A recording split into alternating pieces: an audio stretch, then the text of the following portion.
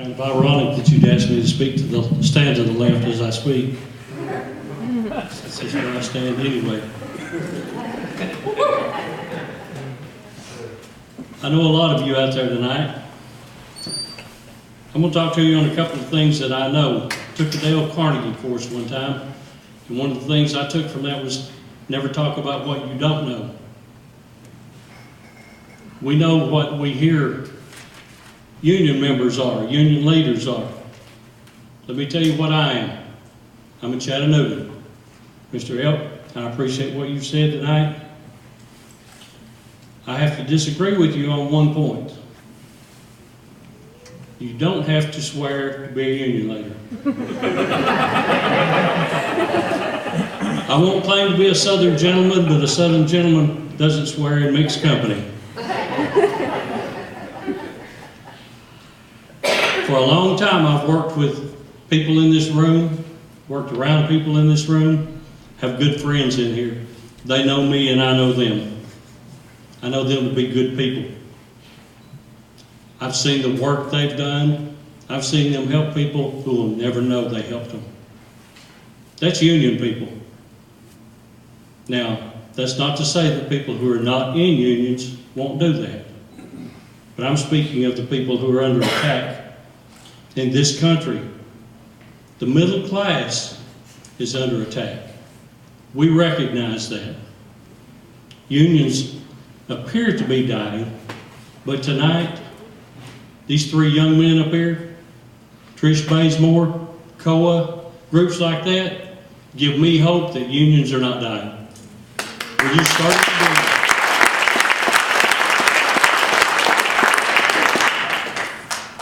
We have some industry leaders here tonight, very influential in this town, and we recognize that, and we're glad they're here tonight. I really appreciate the opportunity to stand up here before you tonight and tell you that I'm a 35-year member of the IBEW. Unions have been good to me. Unlike people who came before me 100 years ago, the only thing I've ever had to do to be in a union was raise my hand, take an oath, and pay dues. I've never had to go on a picket line. I have gone to picket lines to stand for other people's rights, but I've never had to do anything but pay dues to be a union member. And it has been to my benefit the entire time. My dad was an independent Southern Baptist preacher, which I refer back to the swearing. My dad was one of the best speakers I ever remember hearing.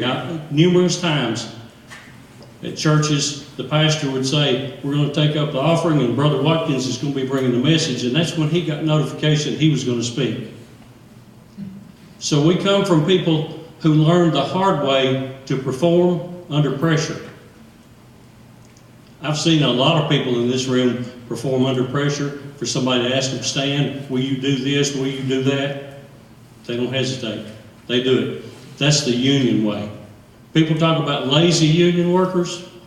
I don't know lazy union workers. I know skilled craftspeople. I know people who work for a living every day, and they're proud to work every day.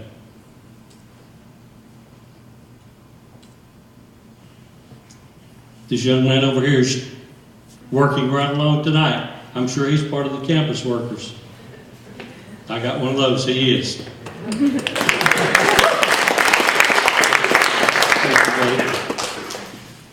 There's a couple of things that I'm going to leave you with tonight.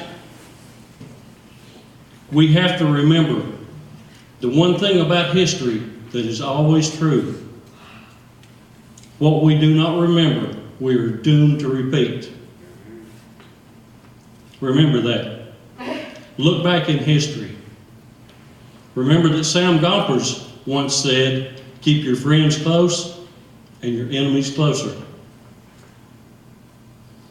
Know who you're dealing with. Workers, and this is my closing statement, workers here around the world will never get more than they're strong enough to take.